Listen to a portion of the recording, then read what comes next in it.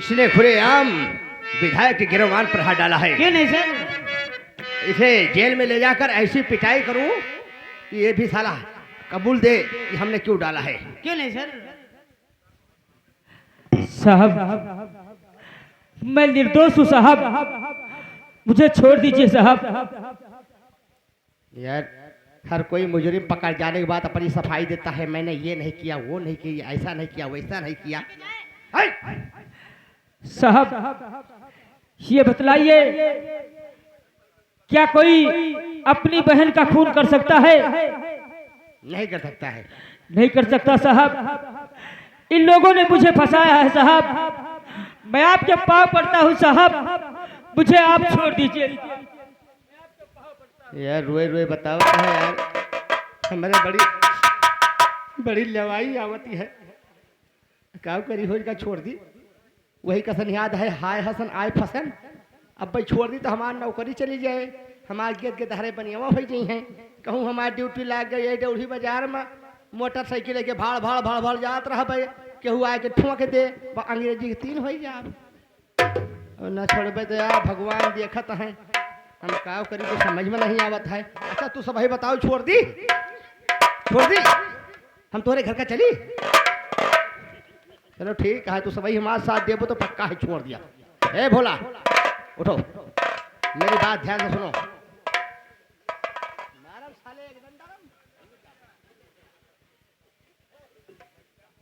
मेरी बात ध्यान से सुनो। बोलिए साहब। वो जो हाईबी दिया वाले हैं, जी साहब। पक्का पानी सवरिया रंग, उनका नाम है विक्रम सिंह। जी साहब। नंबर 1 के घूसखोर दरोगा हैं। अभी ये हथकड़ी उनको दे दूंगा। ठीक है साहब। और तुम बढ़िया पीछे रहो, उनके साथ में सिपाही लोग रहेंगे, आगे आगे बातें करते हुए जाएंगे। अब बढ़िया प्रेशर बनाए रहो जैसे जीसीबी का, ऐसा हम के मारो लात कि दरोगा विक्रम सहित फाक गिर जाए, आगे का सगरव दांत टूट जाए, तो निकल जाए सारा से। ठीक है साहब। निकल जाओ तो भली भला, नहीं तो बात हुए दुई।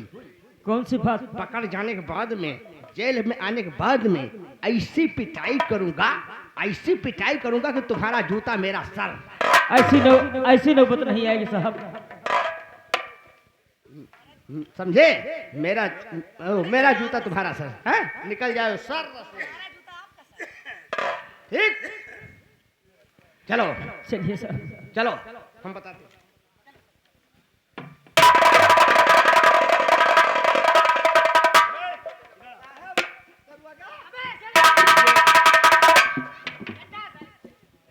अबे पहले इसके बांध।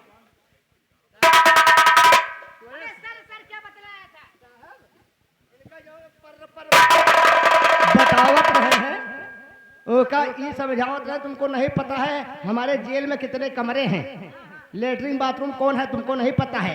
मान लो झाड़े पेशाब टट्टी लागे तो हम लोग का सर से बताओ नहीं, मैं कहूँ हक के लिए पाऊँ। साहब हम 14 किलोमीटर लेके आए। अब आप लोग लेके चलो, हम एक ठो बीड़ी पी ली तो आई तो है। बीड़ी यही पी लो साहब, बीड़िया नहीं कहूँ मांग के पी ली। तुम्हें तनख्वाह नहीं मिलती है? साहब 15,000 मिला तो 16,000 खर्चा रहा था। अबे खर्चा कौन है? जब 15,000 तनख्वाह है तो 16,000 तनख्वाह, तेरी तनख्वाह 16,000 है, खर्चा इतना कहाँ से आता है? अरे साहब हो गए 45 का अंडा आमलेट और 80 का हो गए दारू, बाकी सब ले लिए थे मेहरारू। इसीलिए तो भारू हो जाता है। सही कहा था साढ़ू। अबे हम तुम्हारे साड़ू हैं। नहीं लेके जाओ साहब, चमार लेके जाओ। हाँ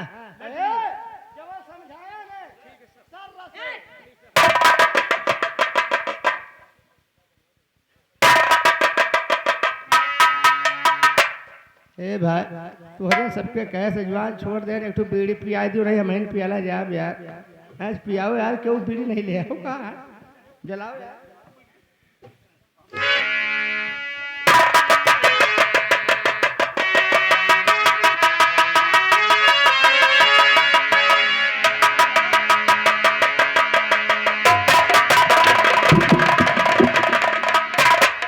अबे निकल गया, तो पीछा करिए।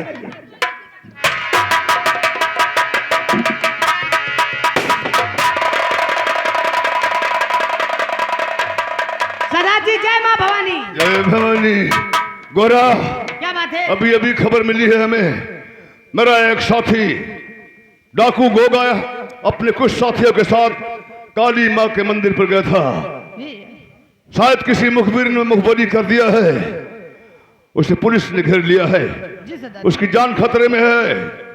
कुछ साथियों को लेकर पहुंचाओ और जहां गोगा को पुलिस ने घेरा है पीछे से पुलिस पर फायरिंग कराओ ताकि गोगा को वहां से निकलने का मौका मिल जाए। फौरन चलो कुछ साथियों को लेकर। या मेरे भगवान, मैं भागते भागते काफी दूर निकल आया और मुझे प्यास भी लगी है। अब मुझसे और नहीं चला जाता। आह आह, हर कदम पर कोई कातिल है, कहाँ जाए कोई।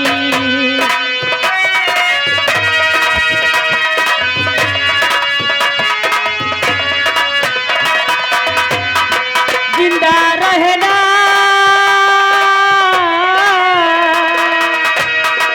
जिंदा रहना बड़ा मुश्किल है, कहाँ जाए कोई।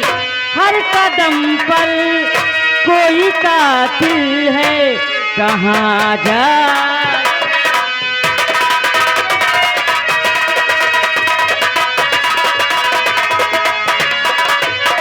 गौर कीजिएगा दोस्तों, निर्दोष मजबूर भोला जो बेगुनाह है, लेकिन देखिए हमारे देश के जालिमों ने और कुछ कानून के रखवालों ने इसे इस मोड़ पर लाकर खड़ा कर दिया। बेचारा भूखा प्यासा, हथकड़ी हाथ में लगी है, पुलिस से किसी तरीके जान बचाकर भागकर ये बीहड़ों में पहुंच गया।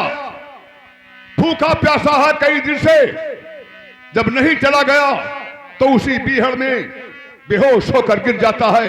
हाथ में हथकड़ी लगी है, जाए तो भी कहां जाए। और उधर उसी रास्ते से डाकू मान सिंह अपने कुछ साथियों के साथ गोगा की मदद के लिए निकला है।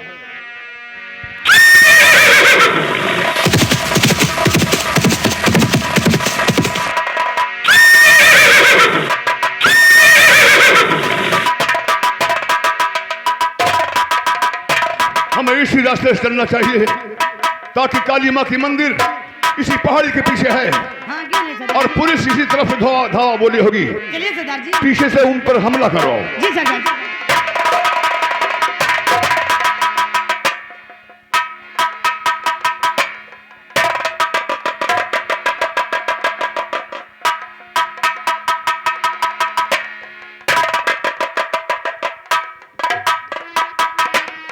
ये बेहोश है, हाथ में हथकड़ी लगी हुई है, हाँ सरदार जी। लगता कानून का भागा हुआ मुलजिम है ये। थोड़ा पानी लाओ, छींटा मारो इसके मुंह पर।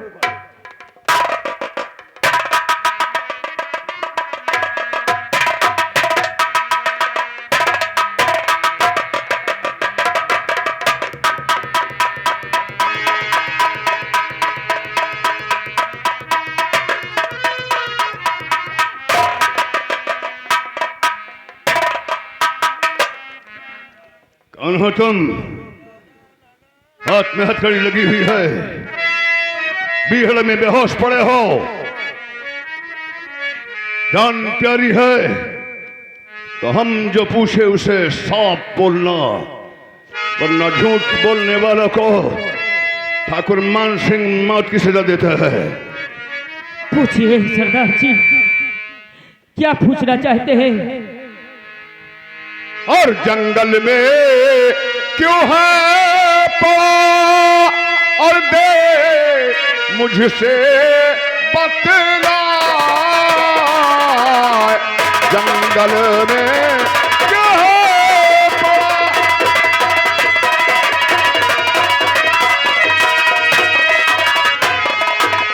जंगल में क्यों है पड़ा, दे मुझसे बतला,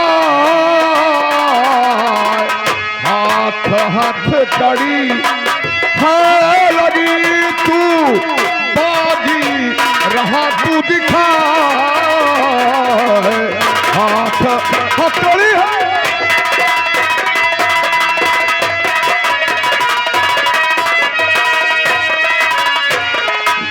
और कौन है तू? मैं जरूर बतलाऊंगा। दहेज के खातिर पापियों ने दिया बहन को मार।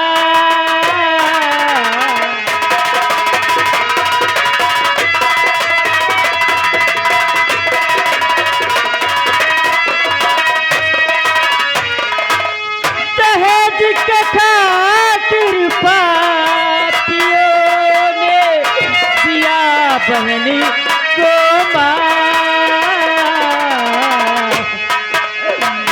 इसीलिए बागी बना छाप करूं इजहार।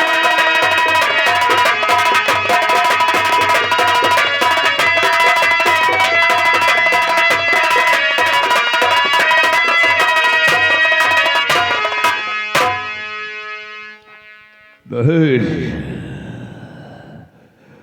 दहेज के लिए बागियों ने तेरी बहन को मार डाला, पर गिरफ्तार तू क्यों हुआ है? हथकड़ी तुझे क्यों लगी है? मैं बतला रहा हूँ सरदार जी, मैं फूलपुर क्षेत्र का रहने वाला हूँ। मेरा नाम भोला है और मेरे पिताजी का नाम मास्टर दीनानाथ है।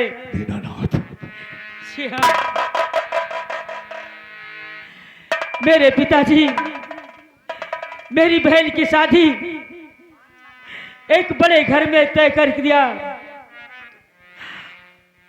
और जब शादी हो गई तो मेरी बहन अपने ससुराल गई और वो जालिम दहेज ना पाने के कारण मेरी बहन को आए दिन मारते पीटते रहते थे। एक दिन उन दरिंदों ने मेरी बहन को दहेज के लिए मार डाला। हम और हमारे पिताजी बहन को विदा करवाने के लिए उसी रास्ते से जा रहे थे तो मैंने देखा कि मेरी बहन की लाश आम के डाल से लटकी हुई है। हम और हमारे पिताजी उसी लाश पर रोने लगे और वो दरिंदे वहीं छुपे थे। उन दरिंदों ने वहां आकर के प्रशासन को बुला लिया। प्रशासन जब वहां पहुंची तो उनको गिरफ्तार करने के बजाय बल्कि हमें गिरफ्तार करवा दिया गया। सरदार जी बस यही मेरी कहानी है। मैं किसी तरह से एक साहब को मुझ पर दया आ गई और उन्होंने मुझे छोड़ दिया। कहा बेटा भोला भाग जा यहां से। मैं भागता हुआ इसी बीहड़ से आ रहा था, गस खाकर गिर गया सरदार जी। बस यही मेरी कहानी है। हे गुरु खोल हथकड़ी, इसे खोल किसी तरीके से, वरना ले जो लोहार के पास कटवा दे। क्या नाम बताया तूने अपना रे? सरदार जी मेरा नाम भोला है। भोला? सच में बड़ा भोला है तू, बहुत भोला। अरे कहां देखा दुनिया तूने आज? बहुत जालिम है ये दुनिया, लेकिन बहुत जालिम है। अरे ये समाज के दरिंदे, ये जालिम दुनिया, ये दहेज लोभी तेरी तरह और भी बहुत डाकू बनाए हैं मेरी तरह। मार डाला ना तेरी बहन को। अरे एक ही रास्ते के मुसाफिर निकले दोनों रे, एक ही रास्ते के। सरदार जी मैं कुछ कहना चाहता हूं आपसे। बोल बोल, क्या कहना चाहता है? तुम्हें हमदा सताई अपनी सुनाई, आप क्यों रोए।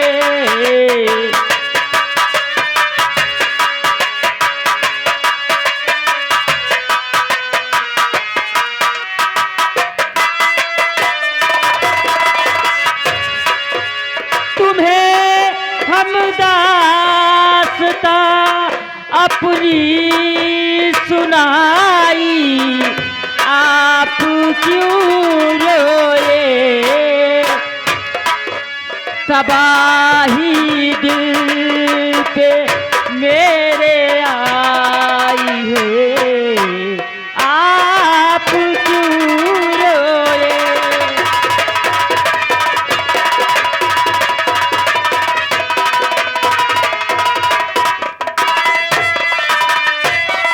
सरदार जी, मैंने तो अपनी कहानी सुनाई, लेकिन आपके आंखों में आंसू सूख गए थे, सूख गए थे।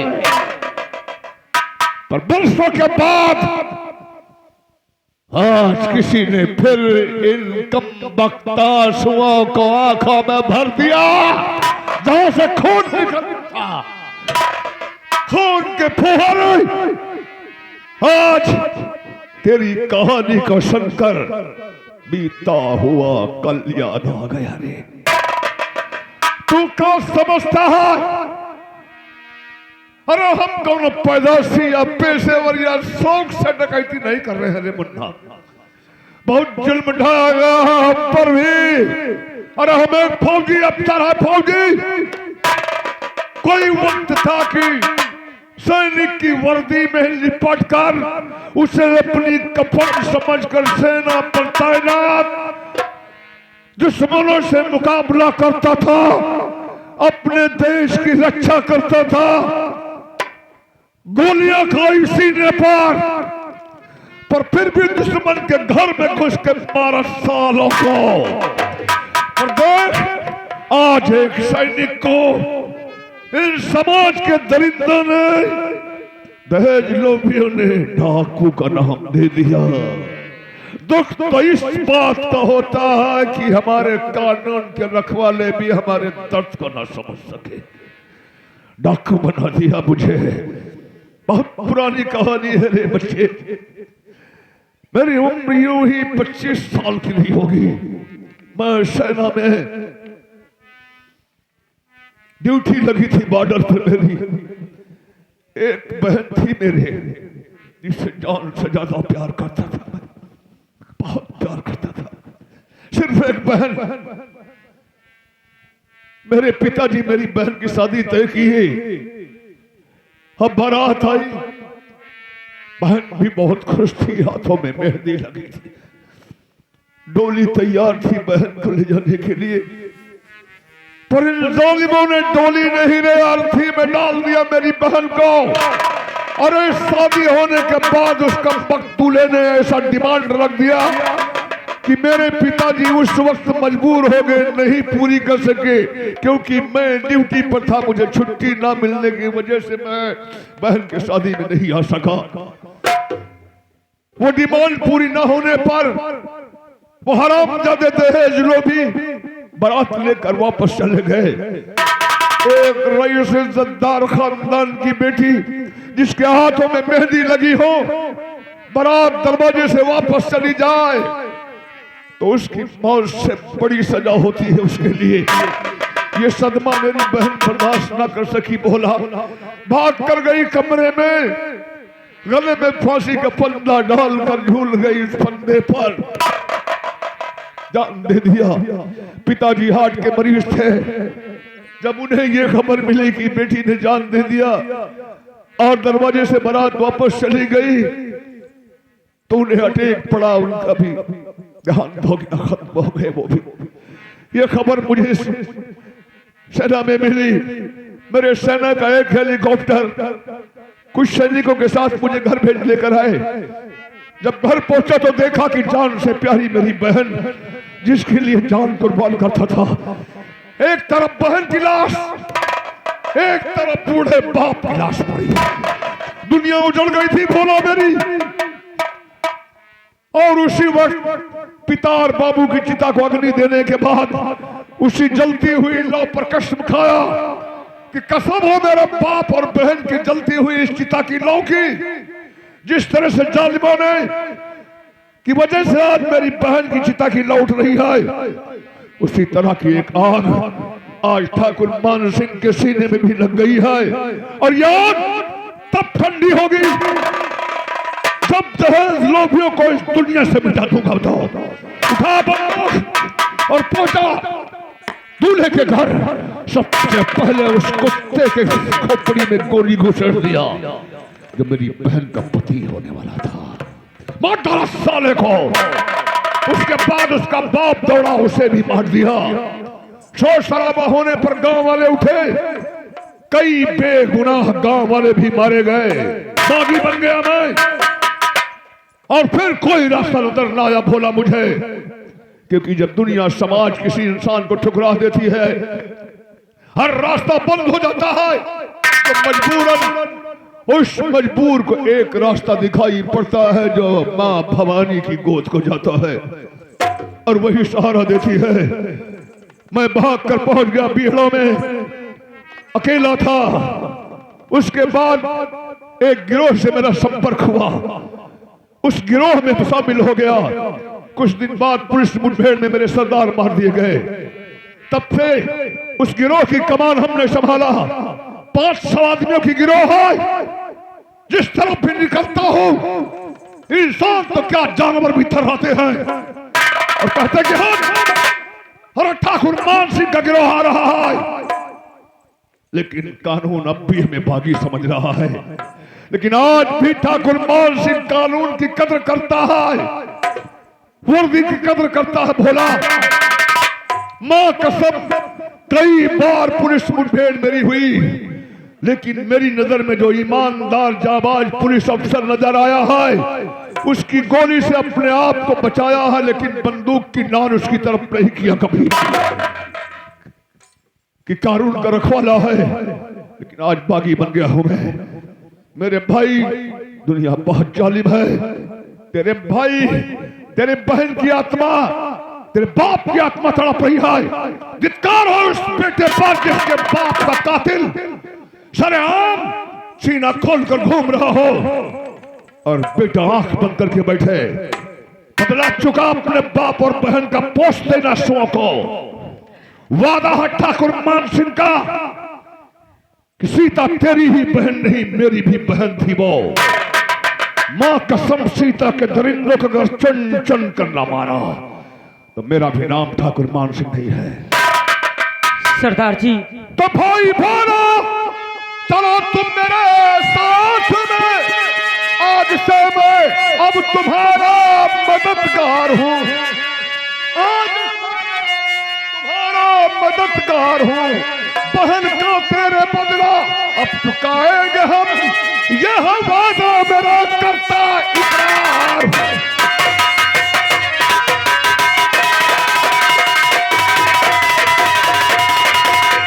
चलो सरदार जी आपके साथ में, क्योंकि दुनिया में कोई हमारा नहीं। बनना डाकू पड़े हाथ बंदूक ले।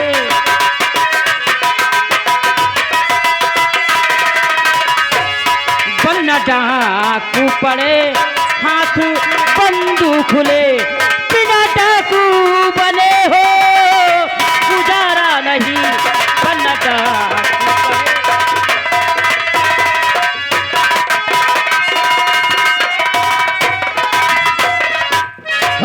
दुखियों की मां कहलाने वाली भवानी, देख आज एक और तेरा बेटा दुख का मारा आया है तेरी शरण में। इसे शक्ति दे भगवानी। बोला वचन दे मुझे कि आज के बाद तेरे आंखों से आंसू नहीं, अंगारे निकलेंगे। सरदार जी, मैं वचन देता हूं कि आज के बाद भोला की आंखों में आंसू नहीं, अंगारे बरसेंगे। हे भवानी मां, मुझे शक्ति दे कि मैं अपनी बहन के कातिलों से बदला ले सकूं और उन्हें मौत के घाट उतार सकूं। बखो तो फिर उठा बंदो और 10 सलामी भवानी को यहीं से। हे भवानी मां, आज तेरी चौखट पर तेरा एक और बेटा तुझे सलामी दे रहा है। इस सलामी को कबूल कर मां। जय शाबाश मां, कसम तुझे वो घायल शेर बनाऊंगा मैं कि आज का भोला कल का वो खूंखार शेर बनेगा कि दुनिया तेरे नाम से कांपेगी भोला।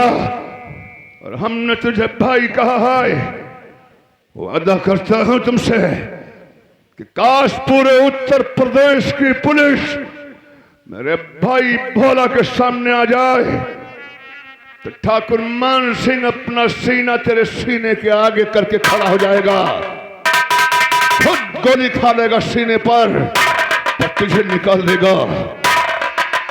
भोला ये माँ है, बड़ी दयालु है भवानी। हे माँ, तूने मेरी हर ख्वाहिश पूरी की है भवानी माँ। आज अपने बेटे की आखिरी ख्वाहिश पूरी कर देना। मैं वचन देता हूं कि जिस दिन भाई भोला की बहन का बदला चुका कर रहूंगा उस दिन सबसे पहले तेरे मंदिर पर आकर ठाकुर मान सिंह अपने खून की भीड़ चढ़ाएगा। और अगर तुमने ऐसा न होने दिया माँ, उससे पहले हम दोनों में से कोई इस एक को मौत ने गले लगा लिया तो याद रखना भवानी माँ, मान सिंह वो आग का गोला बन गया है कि मान सिंह की बात ना मानने वाले को मान सिंह जिंदा नहीं छोड़ता है। इन तुझे कैसे मारूंगा, लेकिन हाँ, और जिस दिन ये प्रतिज्ञा पूरी हुई भवानी मैं तो वचन देता हूं कि तेरे मंदिर की ईंटों को निकलवा कर सोने के ईंटों से मढ़वा दूंगा मंदिर को। और अगर उससे पहले मेरे भाई को भोला को कुछ हुआ तो याद रखना भवानी कि भूल जाऊंगा कि तू चंबल की भवानी है, मां है। वापस आकर तेरे मंदिर के एक एक ईंटों को खुदवा कर फेंकवा दूंगा और फेंका दूंगा। चलो रोई, ले चलो भोला को। आज रात तुम अड्डे पर आराम करो, थके मांदे हो, हम कल सोचेंगे इसके बारे में। चलिए जय माई।